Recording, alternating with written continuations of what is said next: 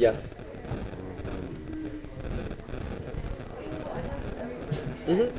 Yep. Please stand by. 25 minutes. Yeah, we'll do that. Yes, it's working. HV streaming. Yes. Has anyone Yes. like We'll advertised? do that. Actually, we are going to. The thing is, we don't actually. Is photos here? Yes, it's perfect. Really. It's just. It's a dream. Yeah. Cool. Yeah, we'll send you the link. Cool. Bye. See you.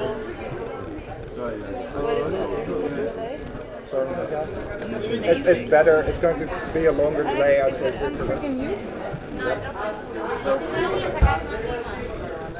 Okay, I think for now let's mute the Zoom.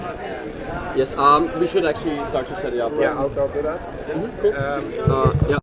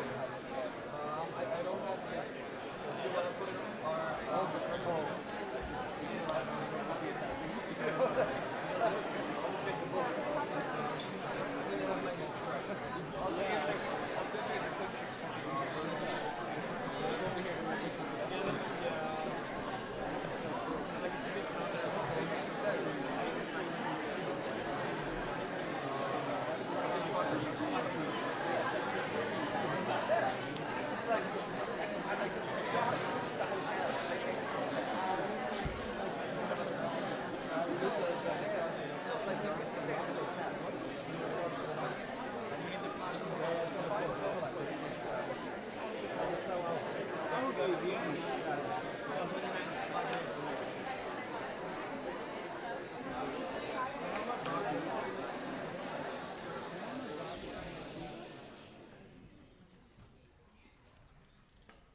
that worked well. Welcome everyone to the opening ceremony of the 79th International Session of European Youth Parliament in Tampere.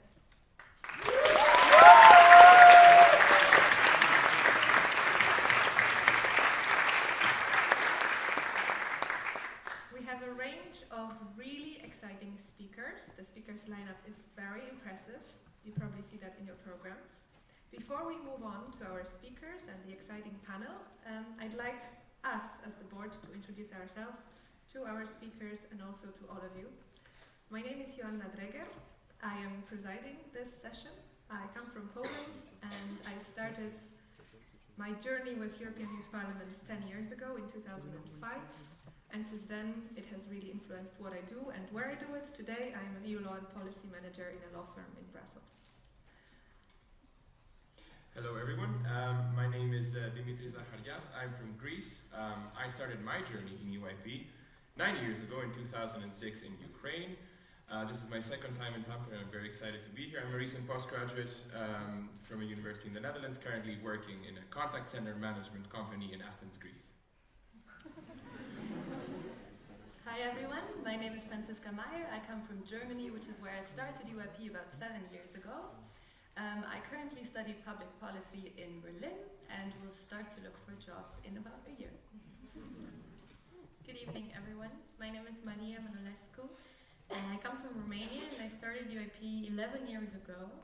I haven't been able to stop since and I currently work in international criminal law and do a part-time PhD. I'd like to also welcome those who might be watching us live via our live stream. I just got a briefing on the actual address of the live stream and it's quite enjoyable. I think the address is tiny.cc/TampereOC.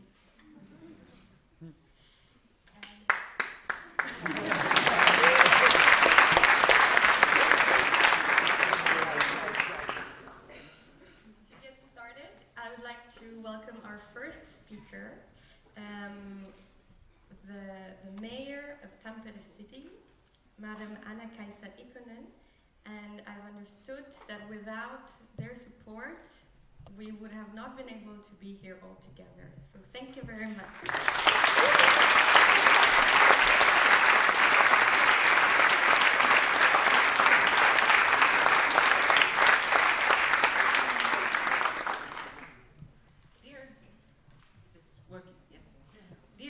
Members of the Parliament, dear members of the European Parliament, participants of the European Youth Parliament, ladies and gentlemen.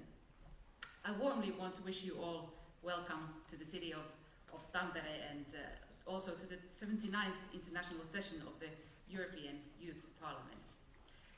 I'm, should I say, more than happy, actually delighted to have you here in Tampere. And I know this is not your first time in the city of Tampere, but we respect it very much that you have ended up here once again. Our city has for a long time been one of Finland's most active participants in European Youth Parliament activities. These activities are well known and highly regarded in our high school and they provide excellent opportunities for international interaction and contacts and for discussions with people, young people from all over Europe. There's a great value in these kinds of discussions and influencing together. Tampere is altogether a youth-oriented city. We have around quarter of the residents, around quarter of the residents of the city are students of all ages. It's quite a lot, a big amount of our inhabitants. Tampere is not only the most wanted city to live in Finland, but it's also one of Finland's most attractive cities to study in, with two universities of applied sciences, and several vocational institutions. Here young people and students create an active, international and inspiring atmosphere throughout the city, and you can see it in a lot of happenings and in youth culture all around the city. We wouldn't have such a vivid city without our students and without our youth. We are the second largest metropolitan area in Finland and also the biggest inner land in Nordic countries, inner city in Nordic countries. And despite being some distance from European metropolis, Tampere has always prided itself in being international. Global influences are now introduced not only by students but also by researchers and by employees of different international companies. The major attraction in this regard is that Tampere is one of Finland's main clusters of expertise, with many research and development centers run by ICT, mechanical engineering, automation and well-being technology companies, to mention some of them. Historically, Tampere has also been a hub of production, and it was the point of origin of large-scale industry in Finland in the history. Tampere was founded on the banks of Tammerkoski rapids in 1779 as a center for crafts and trade. The first industrial plants were built here in the early 19th century and were powered by the rapids. In addition to cotton mill, which was founded by Scottish industrialist James Finlayson, see the international point also at that time of the time, a linen mill and mechanical engineering operations were established close by. Capital and entrepreneurs came also from St. Petersburg, and industrial products were exported there from Tampere. By the end of 19th century, Tampere became Scandinavia's largest inland industrial city. A walk along the banks of Tammerkoski rapids is a pleasant way to see the city's wealth of red brick industrial buildings. In fact, that is one part of the city. As you walk by the rapids, you see all the red brick buildings and the history of the city in a very nice setting. Most of these have nowadays been converted to post-industrial uses, but one is still in operation and manufactures cardboard just across the street over there, and we are very proud of having this industry also in the city centre. All other old industrial buildings have been turned into museums, galleries, movie theatres, restaurants, cafes, and premises for companies in the creative sector, which probably tells about the story of the city changing within the time. Tampere could not have grown into Finland's second largest economic area without after the capital region, without having embraced international cooperation from the very beginning that I was just describing here. We have gained a valuable reserve of capital, entrepreneurs and skilled employees from abroad. And all these influences have also brought a great deal of cultural enrichment to Tampere, which is visible throughout the city streetscape. We have also been in Tampere very keen to export our expertise. For example, the world's first mobile phone calls were made in Tampere using Nokia communicator. I don't know if many of you remember the phone, but then we could say actually that it was the predecessor for nowadays more modern smartphones. Actually, Nokia is a city located just next to Tampere. And although locals may say that everything is better here in Tampere, it's just one part of the so-called tongue-in-cheek attitude that we have in Tampere, and it should not be misunderstood as an arrogant boast. But in fairness, however, I have to say that our local black sausages are indeed world-class. I don't know if many of you have tried them out, but you definitely need to do that at the Tammelantori there if you stay here for a bit longer. But ladies and gentlemen, the theme of your conference, Ideas Change Mind and People Change the World, is particularly intriguing. This is exactly how it is. And we are now living through a time in which new ideas and facilitators of change are sorely needed. Looking from a city perspective and globally, we can see that the role of the cities is growing dramatically, I would say. And it makes a big difference on how we face this role as a city. And as a global cities network, I believe that we can make a difference in many ways. And here our wish is to make Tampere a smart city. That is a city of smart citizens, smart people, and a city that acts as an enabler and as a platform for innovations. A city that lives in harmony with the environment and interacts actively with other cities and regions around the world.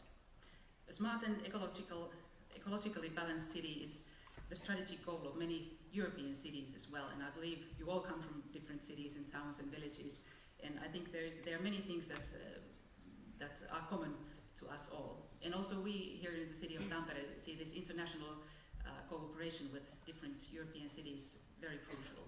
We belong, for example, to the Eurocities network and do some very good cooperation there. And also the European Commission has been asking us in several occasions to present the city of Tampere and the thoughts that we have of smart city here.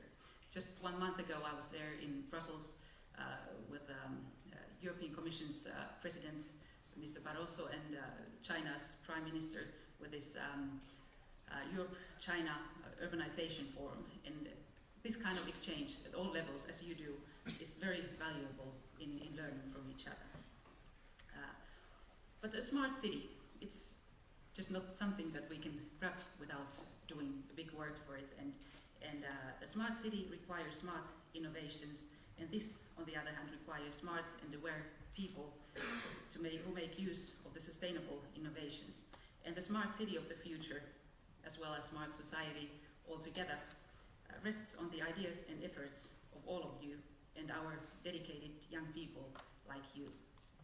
In this city, we see the potential in our youth, and hence we have built the participation models to allow young ideas to bloom.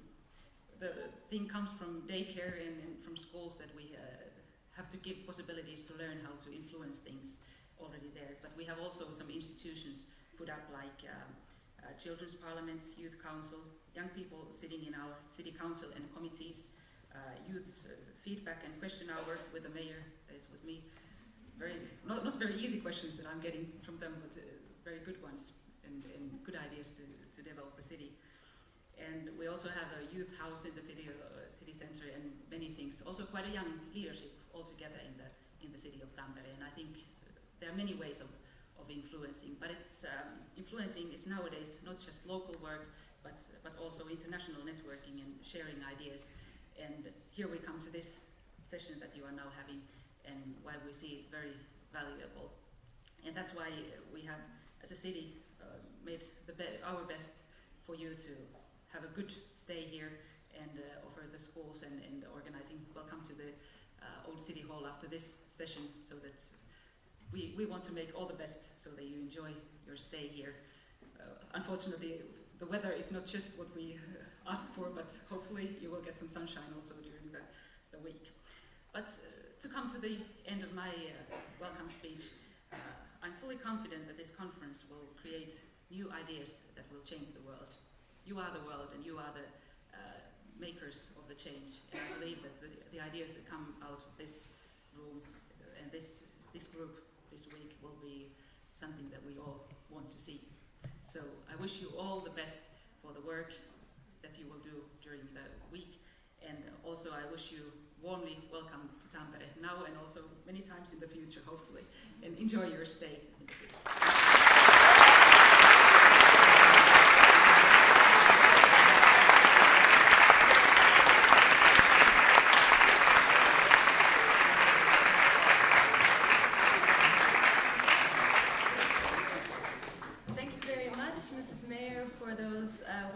Warm welcoming words. I think it's safe to say that we've also noticed these past 3 days that we've been here that Tampere is indeed a very young city and a very welcoming city to our organization, and it's really wonderful to be here. I think we all look forward to seeing all the sites you've described to us in the upcoming days still. Our next speaker is also someone who's closely associated with this region and this area, and this session has been very lucky to receive a lot of support from outside to allow all of us to be here and to have the wonderful experience here in Tampere. He's the regional mayor of the city of Tampere and one of the generous contributors to the session. So I'd like to invite all of you to join me in welcoming Regional Mayor Halme.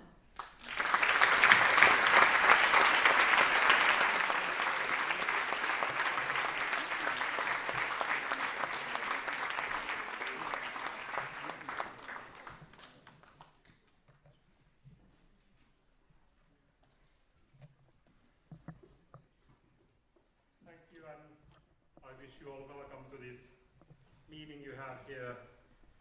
I have to thank City of Tampere, who is the core player in giving the support to your meeting, and we have tried to assist in some extent. As our city mayor told, the weather hasn't been the best, but we have promised to give you 4 seasons: pre-winter, winter, post-winter, and next winter. But I hope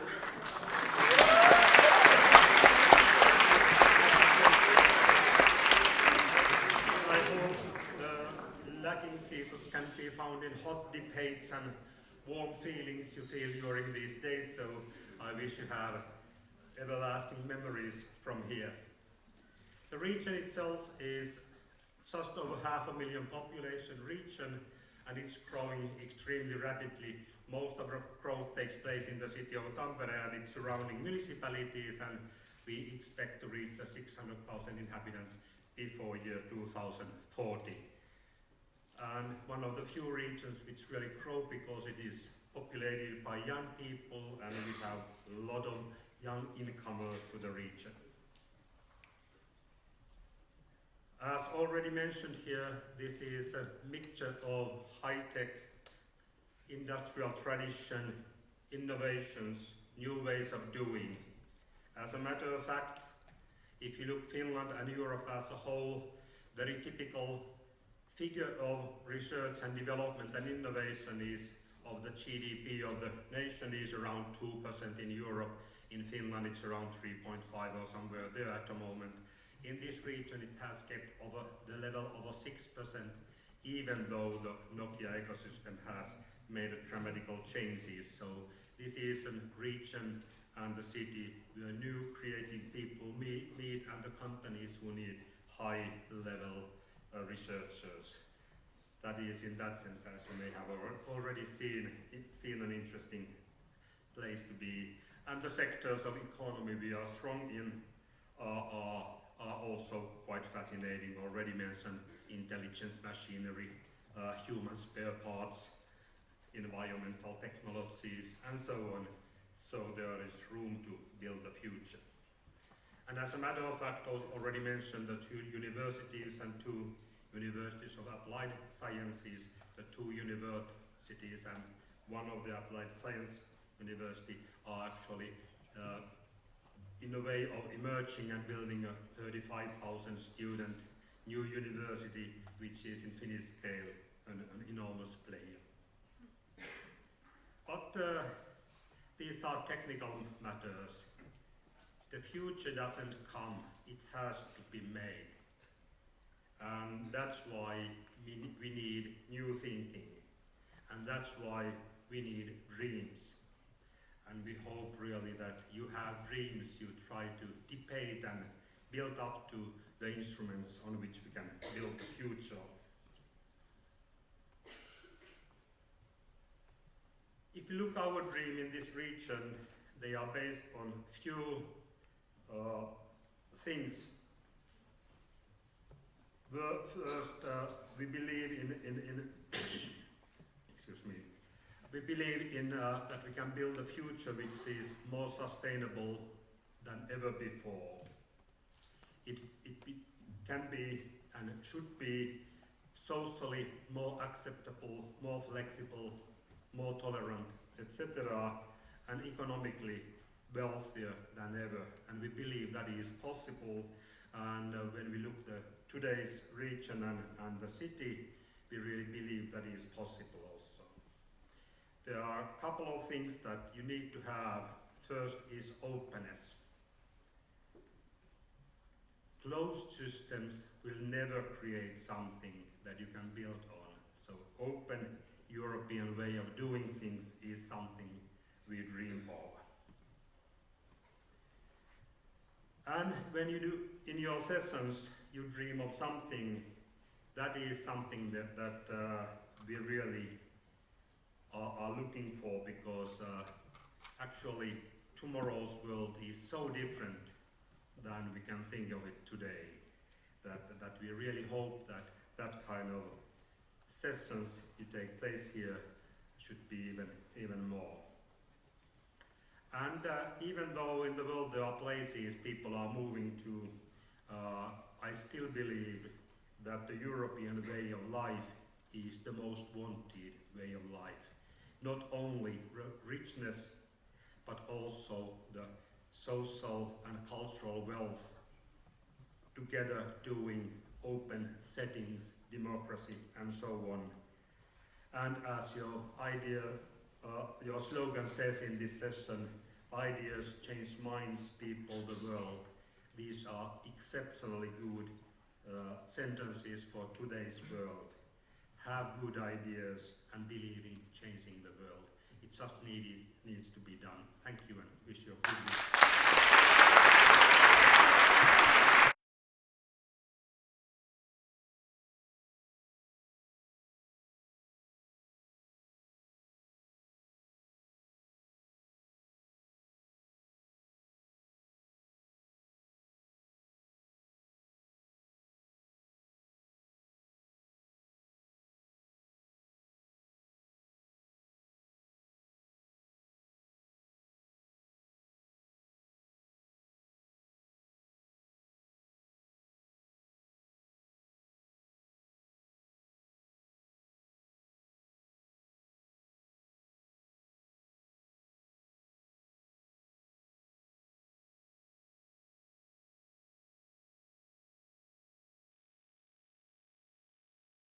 Online. Most of the delegates posed questions on Slack, which is the application that we're using at this session. So I would like to pass on the microphone to Melissa Frost, who will be handling the panel debate that we will now have.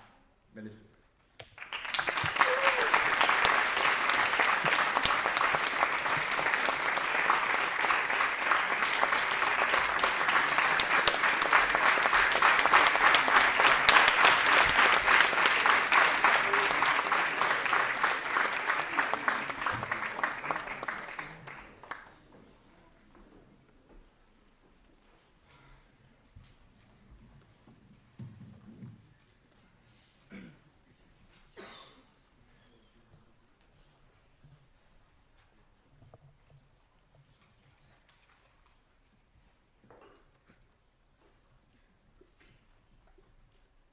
Thank you.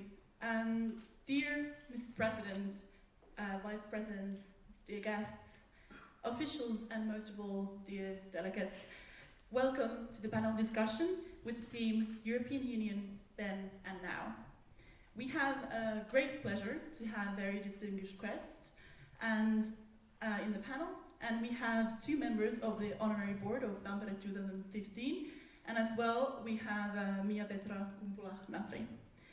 Mr. Esko, on my right side, served as Prime Minister of Finland from 1991 till 1995. He led Finland to the EU in 1995. Actually, as a little anecdote as well, as far as I heard, at the time when he was chosen Prime Minister, he was the youngest head of government in Europe. There's some inspiration for you as well.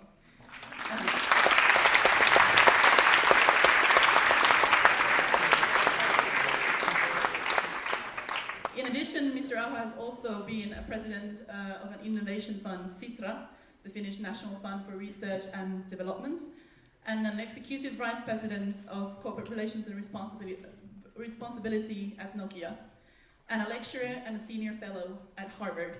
Please welcome Mr. Aho.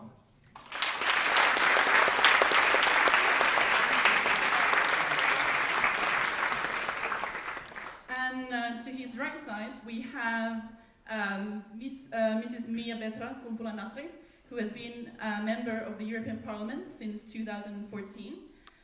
She is currently a member of a committee on industry, research, and energy. And she is a substitute of a committee on employment and social affairs. Please welcome Mrs. Miapetra Kumpula-Natri.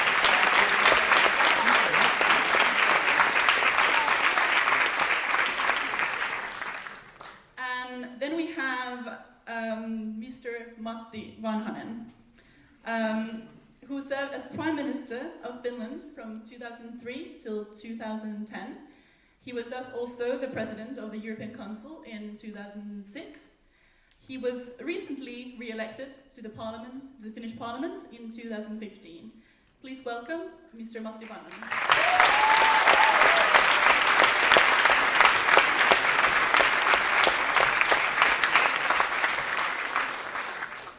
So, my name is Melissa, and I will be your host tonight. And I welcome you all from my part as well. How are you? You good? Happy to be in Tampere. I was thinking we could start with some warm-up questions. So, you have all a very impressive track record, and I'm sure all our delegates would be interested to know if you took part in any youth activities when you were young. And what did those experiences teach you, and if they have contributed somehow to your successes in later life? Should we start with Ms. Thank you very much. I'm enthusiastic to be here. I was young, about 20 years ago. I'm 43 now. So I did some activities. I didn't take part in the youth parliament, but I was active in my own party, which is the Social Democrats of Finland. So I happened to be the vice chair of the European Ikosi, the European Socialist family. And did it gain me anything? It gave me a lot. I have a fellows and good memories from that time, because one of the board members was Federica Mogherini, who is now the foreign representative.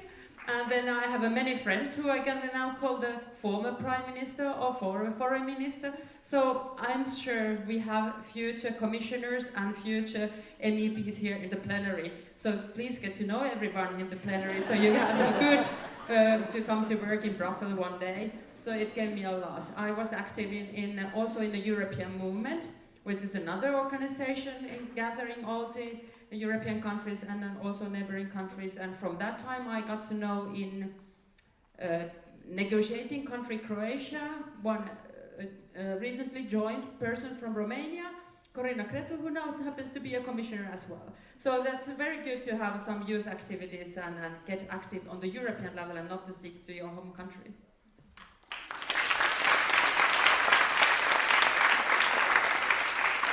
So, do your committee work and team building very well.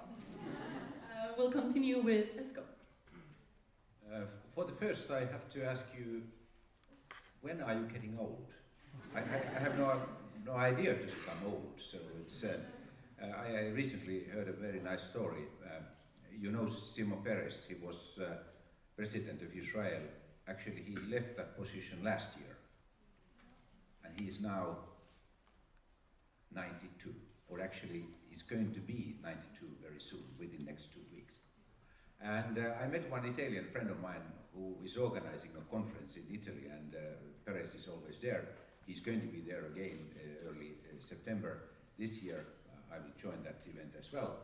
And a couple of years ago, this friend of mine asked Mr. Perez, how come you are 90 years old and you are still such a dynamic person, and you are working hard, and you have a lot of objectives for the future. How come is that possible? And Mr. Perez replied, I feel that a person is young as long as he has more dreams than memories. I think it's a very...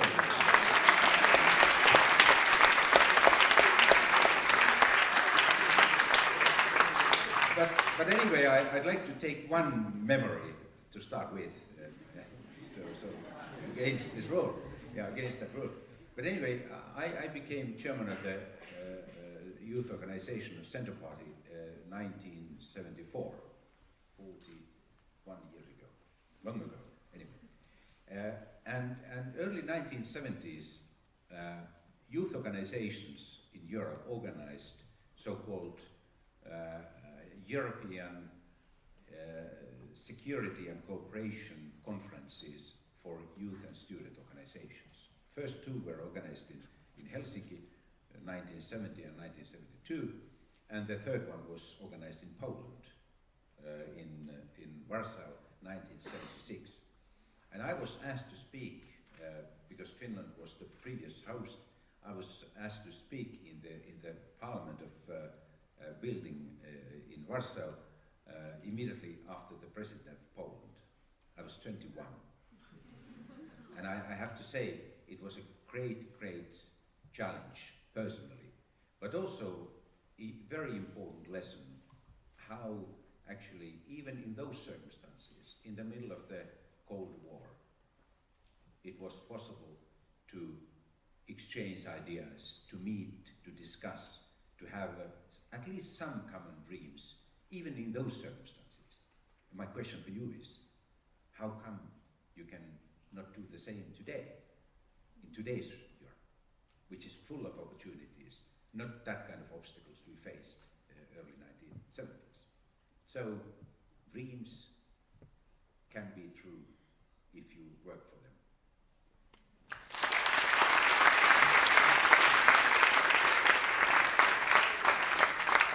Thank you. And then Mr. Vattivanne. Thank you. I indeed had youth activities a lot when I was young. I go back to 1970 when I was 15 years ago, so 45 years ago. Then we organized in my school a week of United Nations. United Nations had that year a theme year of population, and I still remember the title of that week. It is some actually. It's relatively near your theme. It was take care of the people and the population will take care of itself. And it had some wisdom, and actually it inspired me to be interested about global issues, and it is continuing still. And actually I can underline that theme, take care of the people and the population will take care of itself, still nowadays. Then the global population was something between 3 and 4 billion. Now you know better than me what it is nowadays.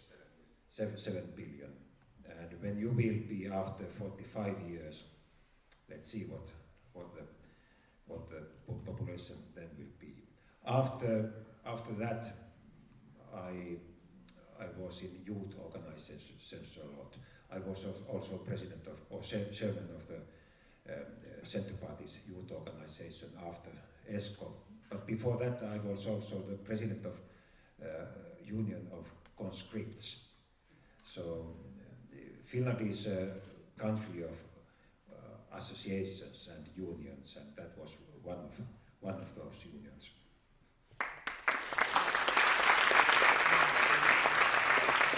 Thank you.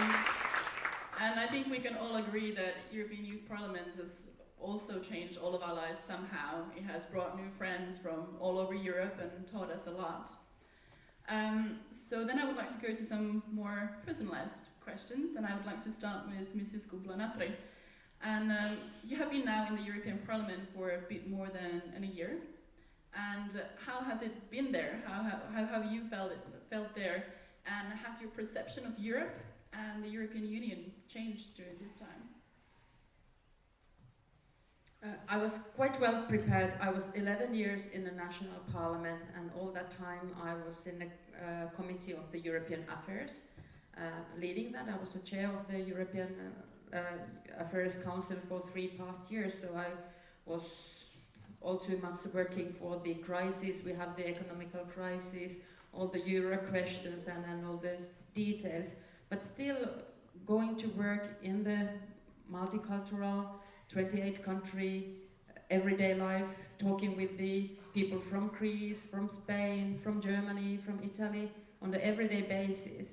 It still makes you think for more European solutions, and that has been very good for me as a person to grow and think more European way. And I think it's very important that people get this feeling that we do have some, is it a dream or is it the aim to go for, and then to find the way we can cooperate together. If we take the economical situation now, when we see the Americans are now writing a lot about Europe, and some are criticizing whether euro is a good or bad, and then they look the figures, how much is it up or down for 1% or 2%, and is it good or bad. But now I think after criticizing there shall be, or there is already some understanding that we need also longer perspective analysis, because earlier the Americans were looking at the Europe that how this continent can fight so often, how they have the World War I, they have World War II, then there are crises in the Balkans and there are wars. How do we afford that? So I look at the euro still strongly that it's some political will that is needed to keep up Europe to be a country with a peace and not a country of the World War II or III or anything like that. So I manage 1 or 2% less and growth or more growth, as we don't have a perfect euro system and not perfect union and not perfect parliamentarism, but this is the way to go forward, and I look forward to the next generation to do something new and a little bit different, but not to waste of the idea that we are better off working together than working or tearing apart Europe to 28 pieces. I don't know if any of you think that Europe would be any better tearing it apart for 28 units. I can't see that one. So it's growing every day, my understanding on the Europe as a whole, as working with the different nations.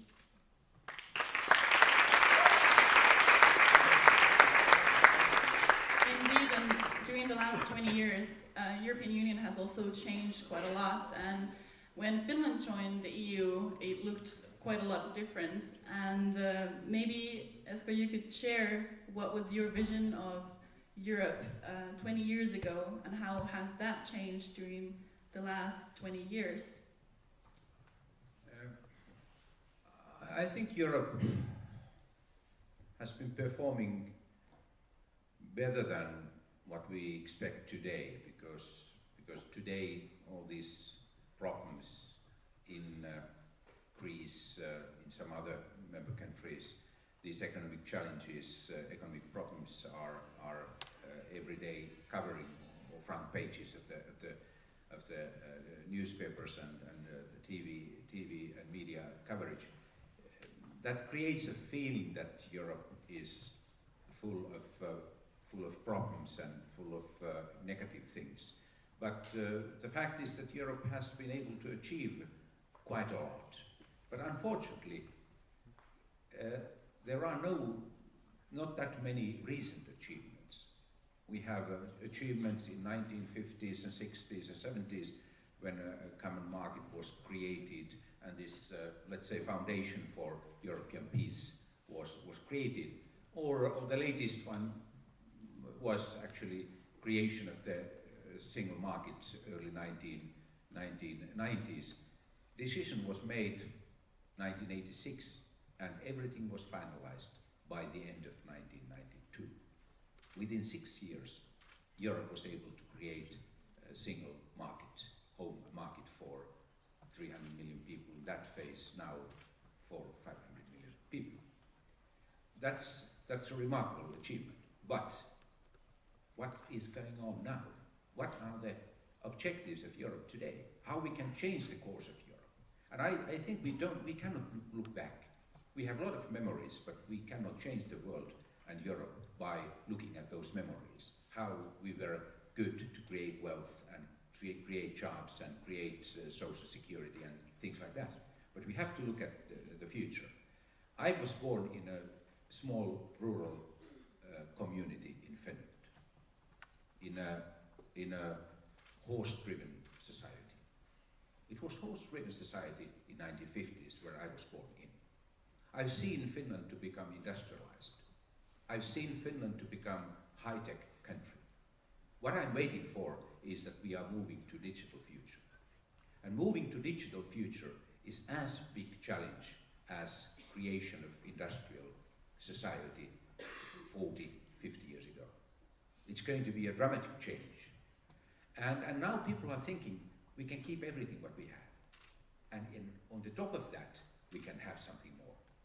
Forget that. We cannot keep what we have. We have to be able to give up something in order to achieve something new. And Europe is not very good in that. We are saying, no, this is not for us. No, this is not something we can accept. And I'm sorry to say, you, young generation in Europe, are paying the bills. you are paying the bills that there is not going to be flexibility and not going to be reforms rapidly enough in Europe. And that's why my dream today is that Europe starts to invest, especially for digital future. Because that digital future means higher economic growth, new jobs, better jobs, and also sustainable social security and wealth for the future.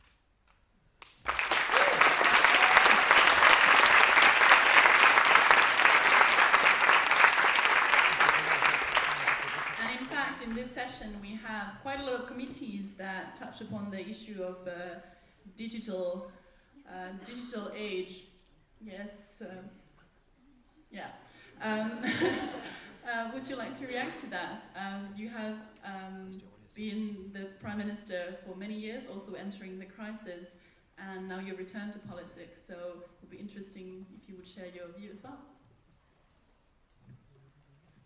It's a question about ability to make decision and what is the decision-making system in Union. When I came as a Prime Minister and member of European Council, then Union had 15 members, and when I went out, we had 27 member states. And I can say that the decision-making was much more complicated when we had 27 than 15 members. And how to keep the, or how to get enough strong cohesion inside Union and between the member states. It is one of the key issues. So that the cohesion is so strong that there is brave enough to make even that type of conclusions or decisions, which maybe might be difficult to get through in your own home country. And that is a problem. The cohesion now, it is not enough strong so that we could make decisions with all the time with majority. I believe that Union had in all principal issues still make decisions with unanimity. And in practical questions we can make majority decisions, but to keep the Union's cohesion enough strong, we had to understand maybe too much such countries which are not yet ready to make decisions. And what Esko mentioned about the dynamism of European Union and how we can get Union area enough flexible, that is a problem. In many countries we are afraid about flexibility or reforming the societies, and that's why we are leaving behind from China, India, especially from United States, and that is our problem. And as Esko told, you will be the generation which will pay the bill if we are not enough strong to develop European economies. And it's not only about question of well-being, of living standard, it's also the question what type of influence Europe has in the global issues. Because I believe that in global negotiations and in global politics, the area or the union which is not enough dynamic, it is not interesting. If you want to get your voice to be heard, you had to have also something what others are willing to listen. And nowadays, I think that Europe is producing less and less such new reforms, new technologies, new ideas, which others are interested enough.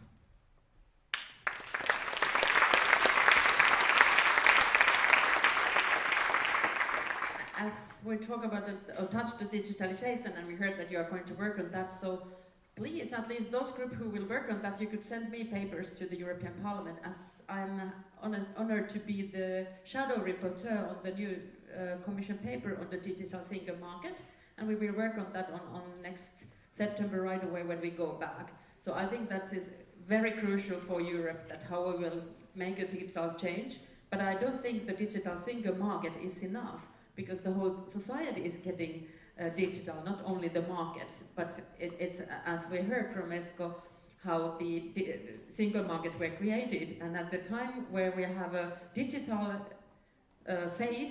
digital world, it's not single, and it's really weird that there is more blockings on the digital internet than there is in the real life at the moment. So I'm a strong supporter of the digital single market, but also the new ideas what the digitalization will mean to our society, working contracts, working conditions, society, the gaps in between the poor and rich.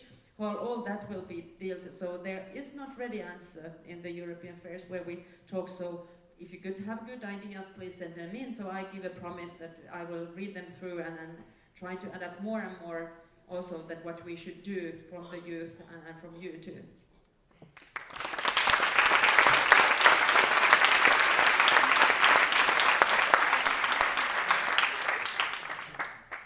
I think good example of weaknesses, decision-making weaknesses Matti mentioned is the situation or the fate of digital single markets, creation of digital single market in Europe. High-level political decision was made, if I remember correct, 2010.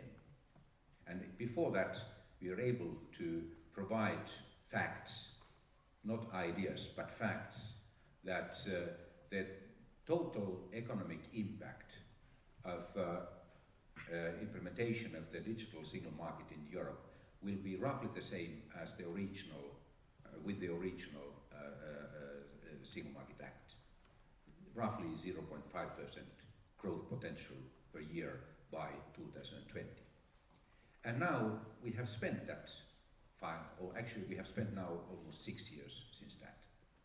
With the original Single Market Act, 6 years was enough from decision making to full execution of the program. Now we have spent 5 to 6 years and we are still discussing. And we are still in the early phase.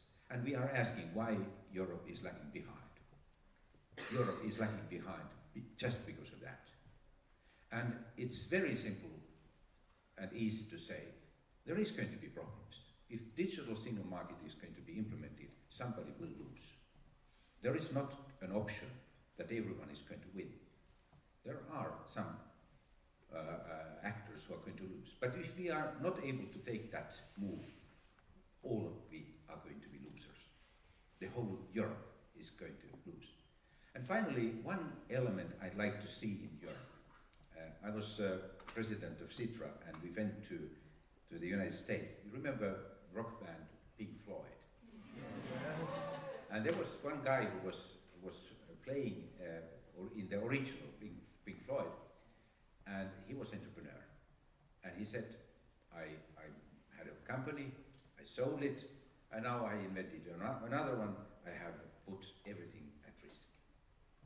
And one Finn was asking him, how come you are doing this? You have done wonderful career in music, you have made a lot of money there, you have been entrepreneur, you have made a lot of money, and you are risking everything again. I still remember what this guy said.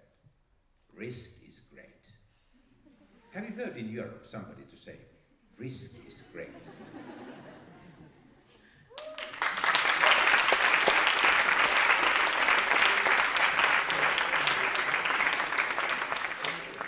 Yeah, in fact, the vice presidents of Tampere 2015 and our editor Bas Manger were interviewed in a newspaper in Tampere, Aamulehti, the other day, and the title of that was that crises are not shaking the youth's belief in the United Europe. So I think that's pretty much, we'll hope that this is the spirit that's going to carry a bit longer as well in Europe. Actually, there are a few questions that were posted on Slack, this application that we are using throughout the session. And I have a question from Christine Sheldon. If you could just stand up so we see who you are. Yes, in the very back. She's from Committee on Industry, Research and Energy. and she wanted to ask, considering Brexit, how do you believe the value of EU membership has changed over the years?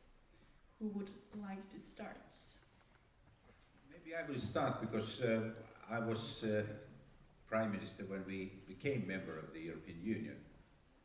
And I think in that phase, the most important impact for Finland came through access to the common market.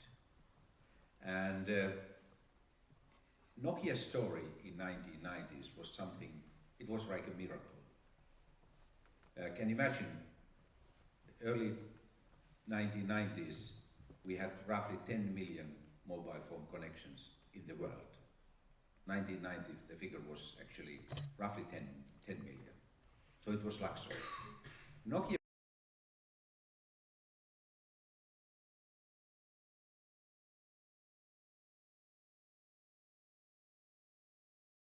a huge risk, but company didn't have any other opportunity, and they invested everything for that. And there were a lot of investors and analysts who said, too high risk, it's not going to fly, there is not going to be that kind of growth. Can you imagine the final figure, year 2000, number of mobile connections was not 50 million, not 500 million, but 700 million. So it was a huge risk, it was a bet for the future, and together with EU membership, Nokia was able to grow faster than it had been able to do without EU membership. So EU was opening Finland a new home market and access to global growth. So that was the original impact in the EU membership for Finland. But I think that then Miapetra and Matti are better to answer what has happened since that. Well, I'm an Erasmus generation, so I did my exchange in Britain. I was working for British Gas as I studied to be an electrical engineer, good timing, but then I left to the politics at the wrong time. And then I also was in France, and that was in '94, and then I came and campaigned for the membership because I couldn't see the reason why not to be along with the other European countries in the same community, and that was my motivation. But then I've been so active on the EU politics all the time, all these 20 years, and it's most often asked question that what has changed and how is it now? So it really made me think. Somebody said that you can mention the amount of the cereal packages on the shelves of the supermarket, because you cannot believe, but when I was young there were 4 kinds. There were Kellogg's with the sugar or non-sugar, or with the rice stuff, or the Kellogg's with the chocolate. So there were 4, and I went to the American, I saw them in the 20s, and now I do have them in Finland, but I don't know if that's the very good political reason to have it. But in the end, if you still look at that, you only have one country production in your availability, so then you lose a lot. That when it's on the health sector, when it's on the innovations, if you only produce them for one country, it doesn't make you on the level that you want to reach. So forget the cereals, but take something more important in the so you can see the internal markets. It's anyway a good sign.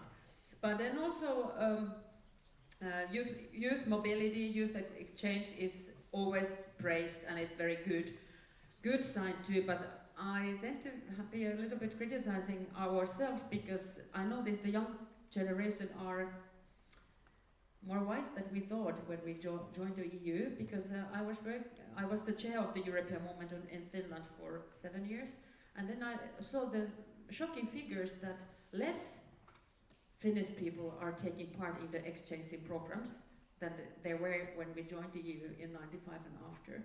And I wanted to look deeper in those figures, that what has happened. Now it's so easy, and now you cannot charge more than you charge your own country, youth people and students. But then I noticed that the young people in Finland, they are quite wise. There are increasing number if you count all together, but they are choosing the Asia. So I really think that there should be some hunger to develop Europe to go first one in the global market, because the civilization and the structures that we also have should be able to give more, should perform more. So I believe Europe can perform better. Digitalization, not only the digital market, but the digital society, we should go forward there. But sometimes I'm so frustrated that how did it took 15 years to create the digital citizenship in Finland, that you have your national identity in digital form, and still it's very weak, but now we have a law ready for that. In between these guys, I was working for Prime Minister Lipponen when after Aho and before Vanhanen, so the Social Democrat Prime Minister Lipponen, I was working for him, and every month we had the longer meeting, and after every meeting he said, go to downstairs of this building and ask, where is the digital signature, where is the digital identity, the process, where is it going on, and why it takes so long time? And it is because we have so good systems already. And now we saw the Estonians, what they did. And you know the answer in Finland, what is it? We are so big country. Estonia, they are smaller. So welcome all of you who are bigger country than Finland, we are so big country that's why it sometimes takes so long and it's so difficult. So I think we should press our member states from the European Youth Parliament, from the European Parliament, that we should go forward on digitalization, and I look forward.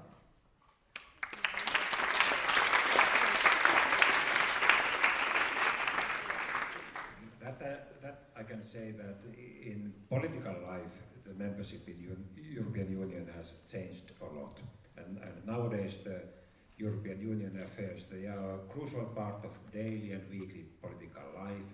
About half of the bills in our national parliament are EU-based bills. So big part of our parliament's work is nowadays part of the European Union decision-making process. But in the larger picture is such that we normally overestimate the influence of membership in European Union. Most of the development what we have had during last 20 years in Finland had probably happened also in the case we would be a member.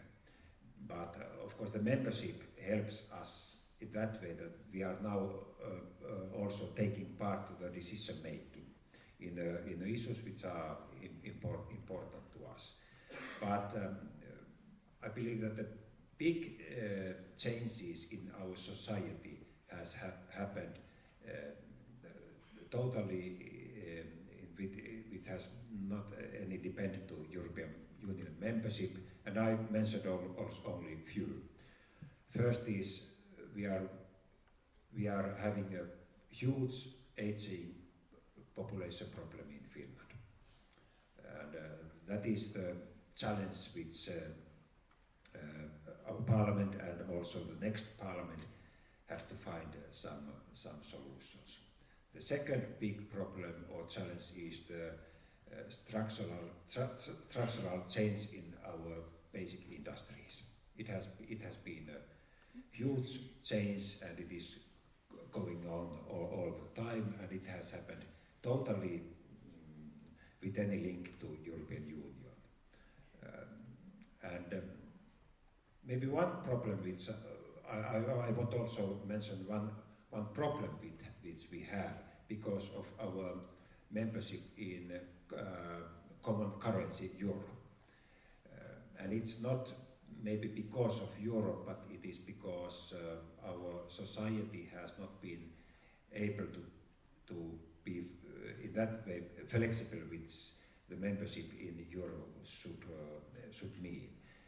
Before our euro membership, we had a tradition, maybe a very bad tradition, of devaluations of our national currency, which was the final solution when we had lose our competitiveness. But during these last 15 years, our system in labor unions and in employers' organization we have not been able to change the system so that our labor markets are flexible enough to live inside the common currency. And during last already 6, 7, 8 years we had a lack of competitiveness. And our GDP is going down, our foreign trade is going down, and we had to find a ways to get competitiveness back. But it is not because of European Union, it is because we are not more ambitious. Could we have James Joy stand up? Yes, so he is from Committee on Women's Rights and Gender Equality, and he posted a question. Keeping in mind the session theme, ideas change minds and people of the world, what big idea gets each of you excited for the future of Europe and the world at present? What is something that could change a lot in the future? It's a bit trickier one. Ambitious. You remember Wayne Gretzky, at least all Finns and Swedes and Canadians, Czechs, at least know. He's the number one in ice hockey, the best player ever in ice hockey. And Wayne Gretzky was once asked, what is the difference between a good player and a star? Have you heard this? No? So, one person has heard. You can close your eyes. So he replied by saying, a good player is skating where the puck is, but a star is skating where the puck is going to be. And I think this is the message for Europe. All the time, Matti told what's going on in Finland. Europe as a whole is acting in the same way. We are skating where the puck is. We are trying to solve the problems everyone else are trying to solve. And to be honest, when looking at this digital future, which is, in my opinion, the best promise for Europe, in there to be number one in the world even today. But we lost that game. The US took the lead. The US had a couple of capacities we missed, and they were able to do that. They were lagging behind Europe in the 1990s, but in 2000s they passed Europe.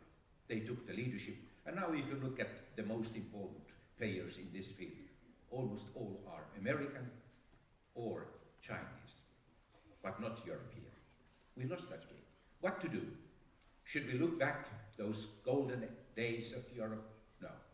Should we try to do the same as Americans or Chinese are doing? No. But we have to bet what is going to happen next. What is the next big thing to happen? And this is not discussed in Europe at all. We are not even trying to think what is going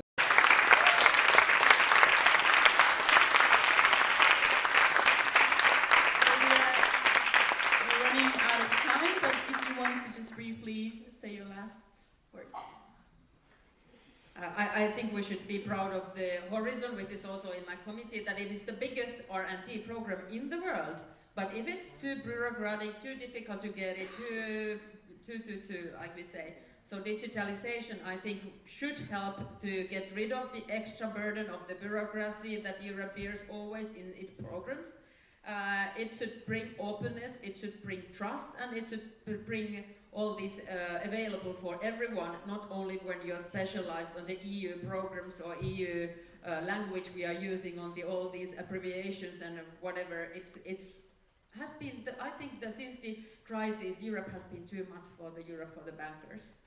And I think it's lacking in the publicity, the voice of the citizens, voice of the young people, voice of the other many things. So I think the climate change is talked in Parliament every day. The cycle economy is talked every day. But what the title is, it's the Greece, banks and economy. Still, it's back. So I think we should make the voices to talk about what else Europe is than this crisis and how to get rid of it. But I think we should be more brave. You should be the next generation to be more brave. If you go where everybody else go, if you are like everybody else are, what you are, you're like everybody else. And I think we should trust to ourselves, bring up the new ideas and not to follow but to lead. So be brave.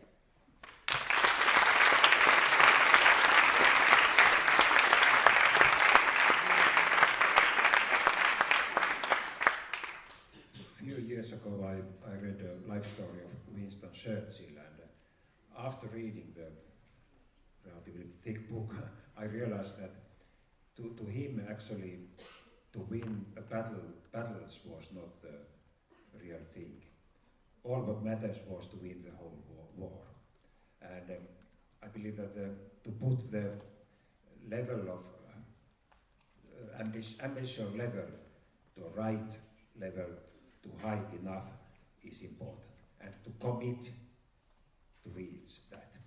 And one thing where European Union had to commit strongly is the tackling against climate change, and all what is related to that, renewable energies, the new technologies, way how we organize our life. It is important, and I hope that you will concentrate enough strong also to that. Thank you.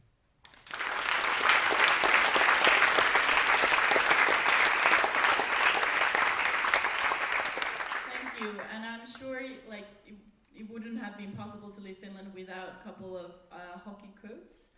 So, and I'm sure there will be more coming in the last days of the session as well. Thank you for all the panelists. It has been a pleasure. Thank you for the audience for listening and for questions. There were quite many and we didn't have time to go nearly even a small part of all the questions that were posed. So thank you.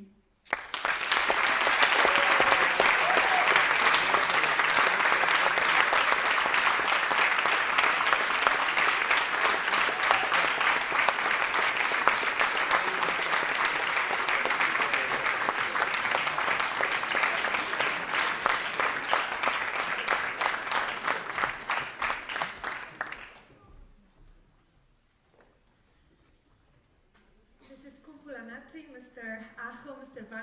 Vanhanen, Melissa. Wow, what a panel. It was so inspiring and empowering to hear about how Finland and how Europe has changed. Finland is a country that so many other countries in Europe are actually looking up to when it comes to social policies, innovation, digitalization.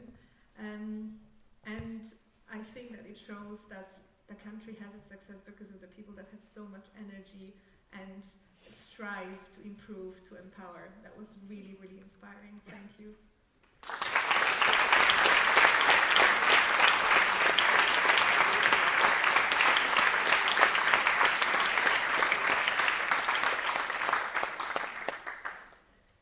Now, when it comes to inspiration and vision and empowering, it is my pleasure to invite the next speaker to the podium, a man with the vision for this session, our head organizer and a very good friend, Robert Torvelainen.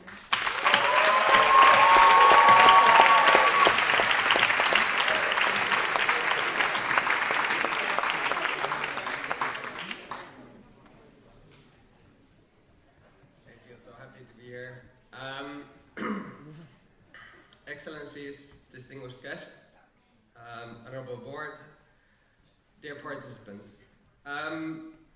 There's three things that I wish to talk to you about today. First, the history and origin with the session. Second, the concept and theme.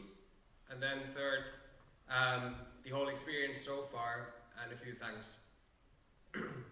I'll end the speech then with a few thoughts for the coming days.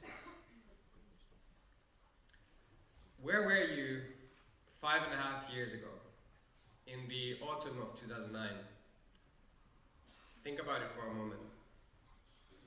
It's a long time, 5.5 years. I'm sorry to start with a bit of looking back and reminiscing, but for me that time, 5.5 years ago, was important for two reasons. The 62nd International Session of the European Youth Parliament in Helsinki had just been organized, under the leadership of Krista Simberg here, currently the executive director of EYP.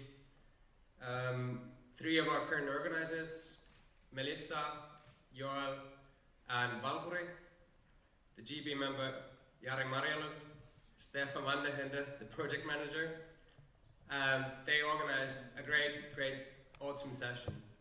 Albeit, I might say, if the weather in Finnish summer is somewhat rainy, you can imagine how October in Helsinki looks like. I was there as a chair with Asha and Maria, and actually Mr. Aho gave the keynote speech at the opening ceremony. That's why he was also good with the jokes, because he knows how the UIP is. That was the first reason. So Helsinki 09 happened. But then a week after Helsinki, a few of us were attending another session, a much smaller one, a regional session of EYP Finland. And we were planning and doing plans on a blackboard. Those plans were for a next international session, for a summer session in the summer of 2012, for Tampere 2012. Now, 5.5 years later, we all know that Tampere 2012 never happened. We are at Tampere 2005, if you didn't notice. And this actually, I had to check. That is actually the history and origin. But this then brings me to the concept and theme, because those two things are closely linked. The theme, ideas change minds, people the world.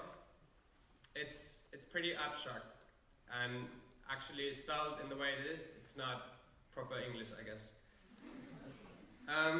Still, I can remember the exact moment when that theme was born. It was the summer of 2013.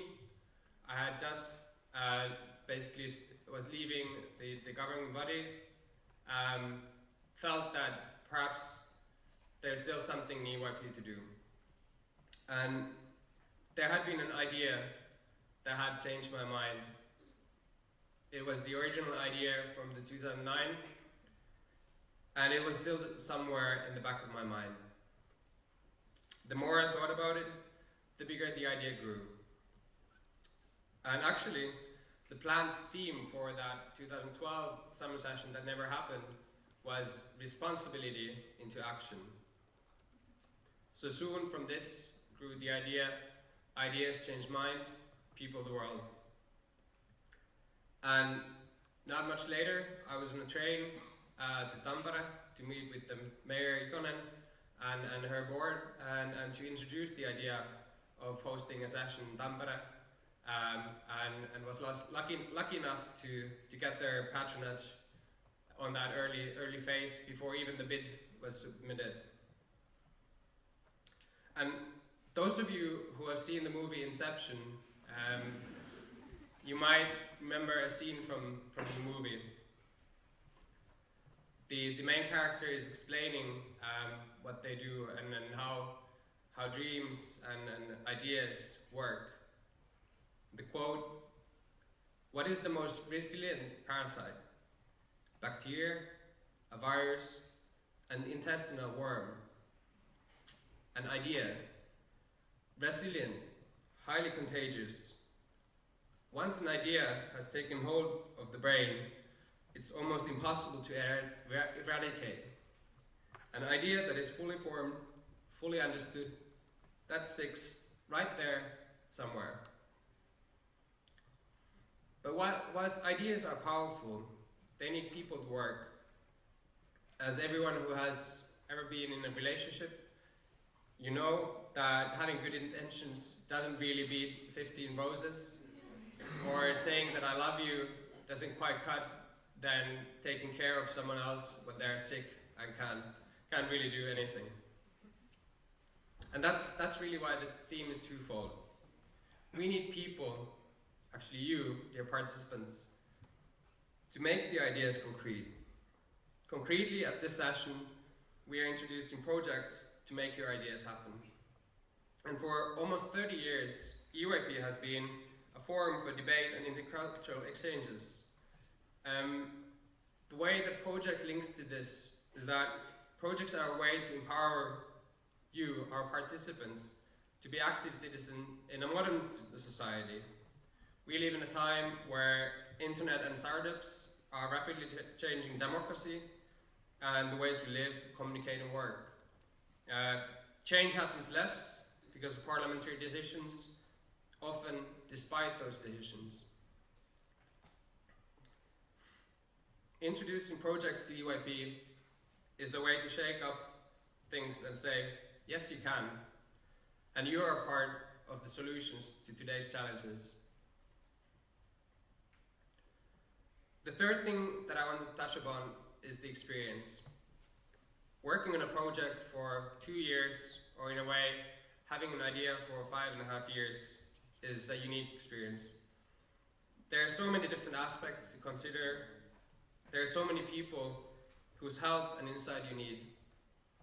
I feel privileged to have worked with the honor, and I feel privileged to have worked with my organizers team, with Asha, with everyone who is present here. And of course, Tampere 2015 would not be possible without our sponsors. We have been lucky to have the support of the city of Tampere, the region, from the very beginning. The same goes for the University of Tampere, where our GA will be held. We are thankful for all the public and state institutions that have given us support. And special thanks go to UPM, whose roll-ups you've been seeing around here. They are the main partner of the session, and we'll be meeting their representatives on Wednesday as we go to Vikingsaari by ferry and have our special Finnish night. I promised a few more words to conclude on the coming days. You are now here. You make an idea that surfaced first time 6 years ago. You're making it a reality. And think about that. Think about the power of ideas. And think about the power of people who act on their ideas and what they can accomplish with other people. Together, I believe anyone can change the world.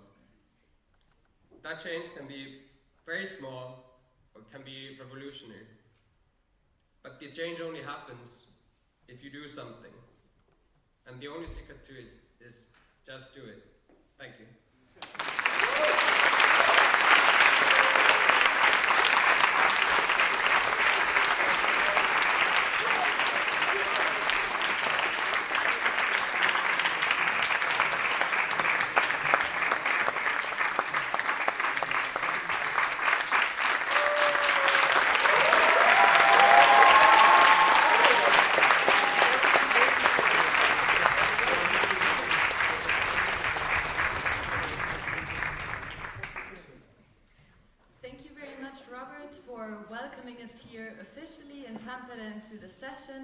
But much more importantly, thank you very much for holding on to that idea and that project that you had even 6 years later.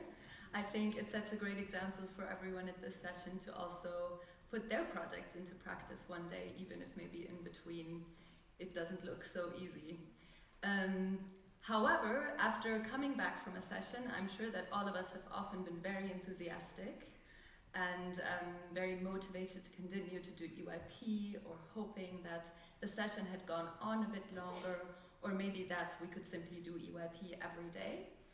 Our next speaker actually does do EYP every day because it is her job.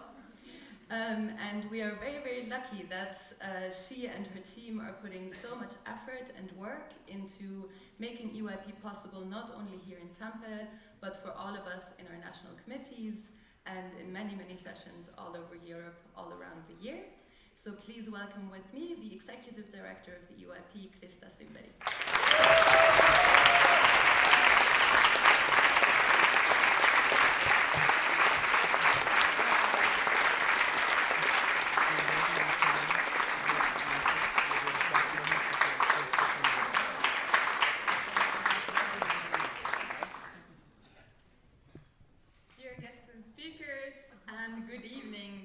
participants.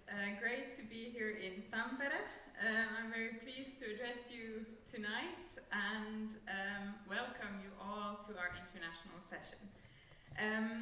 Like Robert already pointed out to you, I'm an EYPer, just like you. And once I have sat in your seats, being a participant and a delegate at an EYP international session. Today I happen to do EYP as an everyday job, but although it's some years ago since I was an active participant myself, it's always good to be back, always good to come to the sessions, and always good to feel the EYP spirit again. Around Europe I have many special EYP places, but Tampere certainly is also one of them. I didn't completely start my EYP career here in Tampere, but actually after I had been active in EYP for a few years, the first session I organized myself took place here in Tampere. Joanna was there, and Maria was there, and Robert was there as well. So the circle is closing also a little bit for me, and it's really nice to see that we're hosting one of our European level flagship events this year here in Tampere. As a Finn, since I also happen to come from Finland, we have a very Finnish lineup of speakers here today. I also want to wish you warmly welcome to Finland, and on behalf of my job as the Executive Director for the EYP Network, and on behalf of the Schwarzkopf Foundation, which is our international umbrella organization in Europe, I also want to warmly welcome you to the 79th International Session here in Tampere. In the EYP network, as you know, we work with non-formal education. And EYP is actually one of the largest networks in Europe for non-formal political education. And we work with skills development of young participants. You, dear delegates, are in the focus of everything we do. And we work in a way with the idea in the background that in school today, young people do not necessarily pick up all the skills that you need later on in life and later on in the complicated world we live in today. And although, of course, we work closely together with schools and teachers, they are a vital part of our work, and they support the work we do. We still also in EYP complement, in a way, the formal education system. We bring all of you from Europe together. We make intercultural communication and intercultural understanding real. We enable peer-to-peer education and learning by doing. We enable international teamwork, communication skills, public speaking skills, negotiation skills, etc. And really empower all of our participants, and want to empower all of you to become active citizens and to make a difference. And the session motto here in Tampere is and just like the city mayor Anna-Kaisa Ikonen also said, I hope that some of the ideas here, some of the ideas, impressions, impulses here that you get in Tampere also can help you change something. Then exactly what you want to change or exactly how you want to change it, it doesn't really matter. But we as EYP want to see you develop, and this way make the most out of your EYP experience. As an organization, we also seek to reach young people in all of Europe. Not only the EU, but certainly also outside of it. As you know, because there's many participants from non-EU countries also here with us in Tampere. We have activities in almost 40 European countries, and last year we reached out to almost 30,000 young people in Europe, so that's quite something. And through that, I believe that we all, and you're helping us in doing this, that we can change Europe in an interesting and challenging and enjoyable way at the same time. We all learn at our events, that's what education is about, but we also have fun and make memories for life. We're here in Tampere to discuss, or you're here in Tampere to discuss issues that are on top of the global and on top of the European agenda. And today, many people doubt, I think. Also want to extend my gratitude to Robert and his idea of Tampere 2015. Robert has led the Finnish team and coordinated the whole project. So thank you, Robert, and thank you to all the organizers for your hard work to bring us here today, and to EYP Finland for taking on the challenge of the project. Our international sessions and our activities would also not be possible without the help of our supporters and sponsors. So I also want to take the opportunity to mention a few of them, in particular the European Commission, the European Savings Banks Group, the Sparkasse Group, and the Mercator Foundation, who support us regularly on the European level. Tampere, who can change the world. I am so much looking forward to it. It is my pleasure and privilege and honor to hereby declare the 79th International Session of European Youth Parliament in Tampere officially open.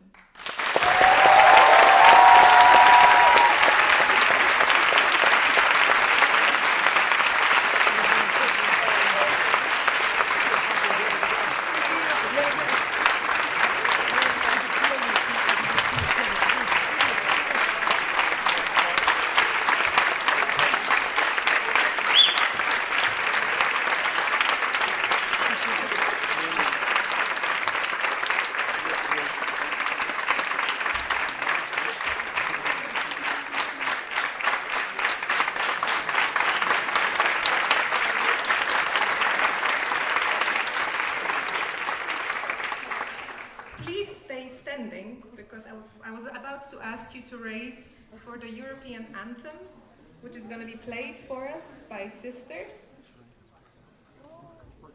on a clarinet and flute.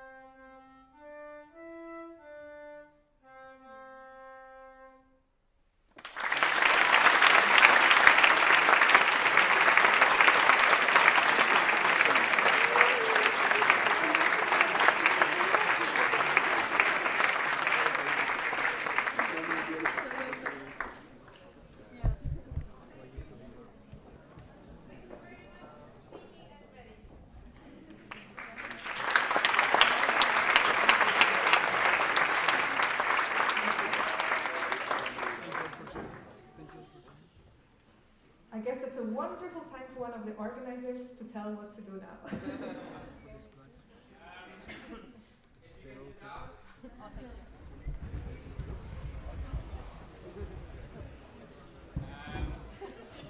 Not another speech. We have the reception by the city of Tampere soon, but first, if we would then, in orderly fashion, leave this venue and gather outside. Okay, and I'm sure Silja can provide us with more of that.